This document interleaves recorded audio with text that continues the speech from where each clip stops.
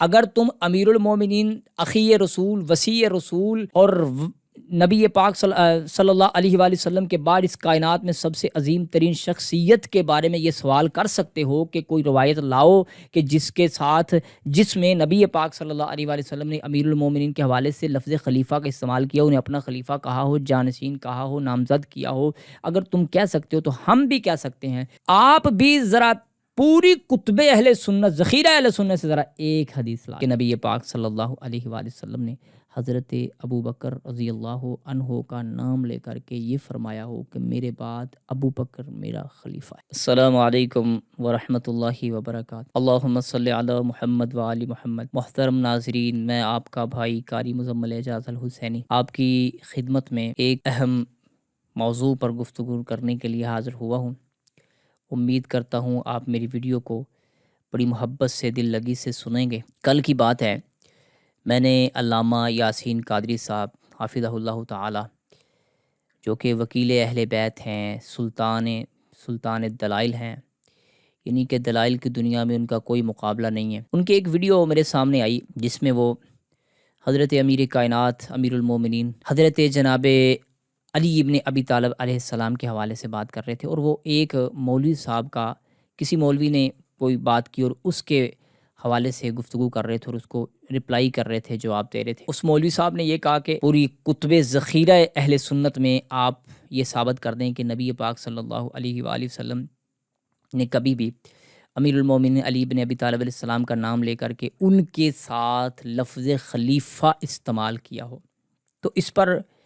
میں کہتا ہوں اتنی شاندار گفتگو، ہماری خوش قسمتی ہے کہ ہم ایسے لوگوں کے دور میں پیدا ہوئے۔ میں خصوصاً یہ کہتا ہوں، میں خدا کی قسم کہ اے لوگوں، آپ کی خوش قسمتی ہے محبین اہل بیت کہ ایسے لوگ آپ کو سننے کے لیے ملے ہیں جن کو آپ سنتے ہیں۔ ایسے لوگ، ایسے جانثار، ایسے خلوص والے، ایسے عقیدت والے اہل بیت کے ساتھ بڑی ایسی شخصیات ہیں، میں تو صحیح سمجھوں، صحیح بات کروں تو ان کے قدموں کی دھول کے برابر نہیں ہوں۔ میں یہ جو آپ کے سامنے بیٹھا ہوں، میرے اندر جو خدا نے حب اہل بیت اور معرفت اہل بیت جو مجھے خدا نے عطا فرمائی ہے، یہ شاید انہی لوگوں کی جانثاری کی وجہ سے، ان لوگوں کی خدمت کی وجہ سے خدا نے اس کال کوٹھڑی، جو دل کی کالی کوٹھڑی تھی، اس میں روشنی، خدا نے شمع ہدایت روشن کی۔ اتنے بہترین دلائل اور ایسے دلائل کہ خدا کی قسم یہ الزام دینے والے زہر کا پیالہ پی سکتے ہیں، ان دلائل کا رد نہیں کر سکتے۔ زہر کا پیالہ پی سکتے ہیں، ان دلائل کا رد نہیں کر سکتے۔ تقریباً 50 اہل سنت کی امہات الکتب سے، یعنی معتبر ترین کتب سے، اہل سنت کی 50 معتبر ترین کتب سے اگر میں نہیں بھول رہا، تو انہوں نے لفظ خلیفہ، امیر المومنین اہل بیت کے ساتھ لفظ خلیفہ کا استعمال خود نبی پاک صلی اللہ علیہ وآلہ وسلم کی زبان اطہر سے ثابت کیا ہے۔ اب میں کہتا ہوں، بتاؤ مولیو، اب تمہارے پلے کیا بچا؟ جب تمہیں پتہ ہے ہر بات کا تو پھر ایسے کیوں کرتے ہو؟ بتاؤ اب کیا بچا تمہارے پلے؟ اب اس کے مقابلے میں کوئی بات ہے تو لے کے آؤ۔ لیکن ایک چیز ہے جو انہوں نے مس کی ہے، شاید انہوں نے کسی کا کوئی وجہ ایسی ہو، لیکن وہ میں نہیں مس کرنے والا۔ انہوں نے یہ مس کی، انہوں نے یہ کہا،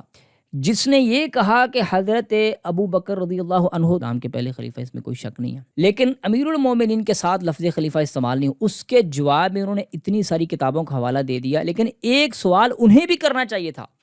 کہ اب پوری کائنات کے مولویوں کو یہ چیلنج ہے کہ لاؤ ایک حدیث، ایک پوری کتب ذخیرے اہل سنت میں ایک حدیث، صرف ایک۔ اگر تم امیر المومنین، اخی رسول، وسیع رسول اور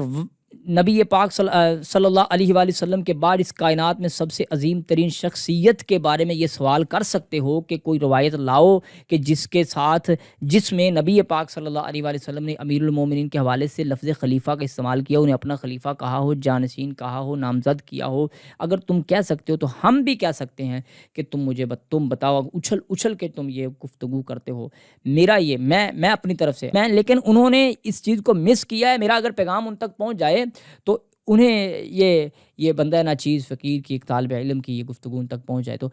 آپ بھی ذرا پوری کتب اہل سنت، ذخیرہ اہل سنت سے ذرا ایک حدیث لا کہ نبی پاک صلی اللہ علیہ وآلہ وسلم نے حضرت ابو بکر رضی اللہ عنہ کا نام لے کر کے یہ فرمایا ہو کہ میرے بعد ابو بکر میرا خلیفہ ہے۔ تم نے امیر المومنین کے حوالے سے، علی بن ابی طالب علیہ السلام کے حوالے سے تو سوال کیا، اور اس کا جواب اتنا شاندار کہ قیامت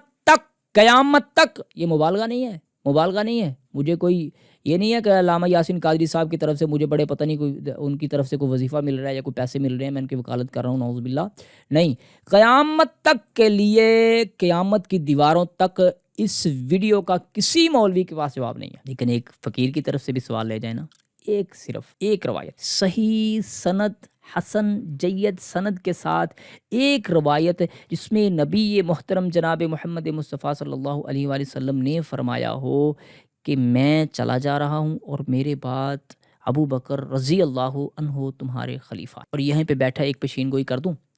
خدا کی قسم یہ سارے ناسبین یہ اس دور کے مر سکتے ہیں، ان کی نسلیں 7 نسلیں آ کر کے آج آئیں گی، جائیں گی، پھر چلی جائیں گی، پھر آئیں گی، ان کی 7 نسلیں گزر سکتی ہیں، قیامت آ سکتی ہے، ایسی کوئی صحیح ترین حدیث ثابت نہیں ہو سکتی کہ جس میں نبی پاک صلی اللہ علیہ وآلہ وسلم نے فرمایا ہو کہ میں اپنے بعد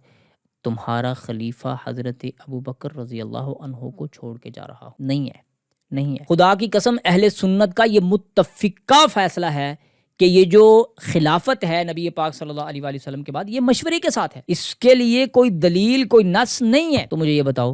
اب امیر المومنین کے حوالے سے میں ایک ادنا سا طالب علم، میرے پاس نہ علم ہے نہ عمل ہے، کچھ بھی نہیں ہے، لیکن میں آپ کو کئی سارے احادیث حوالے آپ کی خدمت میں پیش کر سکتا ہوں کہ کہاں پر امیر المومنین نے خود بتایا کہ میں نبی کے بعد خلافت کا حقدار ہوں، میں نبی کے بعد میرا مقام ہے، مرتبہ ہے، اور میں پتہ نہیں کتنی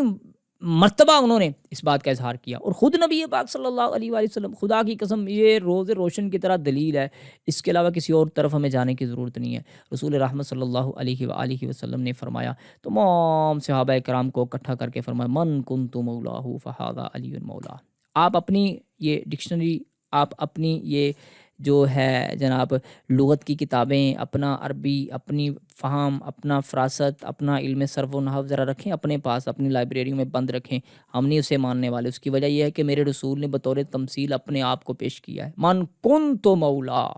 جس کا میں مولا ہوں۔ خدا کی قسم یہاں کہہ دیا جاتا ہے، میں بات ختم کرنے لگا، کہہ دیا جاتا ہے کہ نبی کو دوست کہو، دوست، خدا کہتا ہے تم دوست کہتے ہو نا، دوست کے ساتھ جھگڑ پڑتا ہے، مذاق بھی کرتا ہے، مزاح بھی کرتا ہے، گفتگو کرتا ہے، کبھی اونچا ہوتی ہے آواز، کبھی نیچی، تم دوست کہتے ہو نا، تم ذرا میرے رسول سے آواز بلند کر کے تو دکھاؤ، میں تمہارے تمام کے تمام اعمال جن پر تم بیٹھے ہو کہ ہمیں جنت ملے گی، ان کو ایک لحظہ بھر میں تباہ کر دوں گا۔ دوست کا تعلق رسول کے ساتھ امت کا نہیں ہے، یار سجن کا تعلق رسول کے ساتھ امت کا نہیں ہے۔ من کنت مولا، جس کا میں مولا ہوں، آقا ہوں، رہبر ہوں، رہنما ہوں، پیشوا ہوں، مقتدا ہوں، جس کا میں ہادی ہوں، اور جس کا میں نگہبان ہوں، سرپرست ہوں، جس کا میں وکیل ہوں، اس کا علی کل کو نگہبان ہے، نگہداشت۔ یہ ہے ترجمہ اس کا، تم جو مرضی کر لو، تیرا ترجمہ اب دنیا ماننے والی نہیں ہے۔ میری طرف دیکھ، میری طرف، تیرا ترجمہ اب دنیا ماننے والی نہیں ہے۔ اب تمہیں بھاگنا پڑے گا، اب مولائی تیرے پیچھے اور تو آگے، اب تمہیں بھاگنا پڑے گا پتلی گلی۔ اب تیرا ترجمہ دنیا ماننے والی نہیں ہے، کیوں؟ دنیا کو پتہ چل گیا ہے کہ من کنت مولا، جس کا میں مولا ہوں، النبی اولا بالمؤمنین من انفسہم۔ اب انہیں قرآن کی یہ آیت بھی ساتھ جوڑ کے بتا دی گئی ہے، اب نہیں چلے۔ تو پھر وہی بات، ایک حدیث، تم امیر المومنین کے حوالے سے گفتگو کرتے ہو نا، تو پھر ایک حدیث لاؤ تاکہ پتہ چلے کہ تمہارے پاس کتنا علم اور فہم ہے۔ اللہ سے دعا ہے اللہ سمجھنے کی توفیق نصیب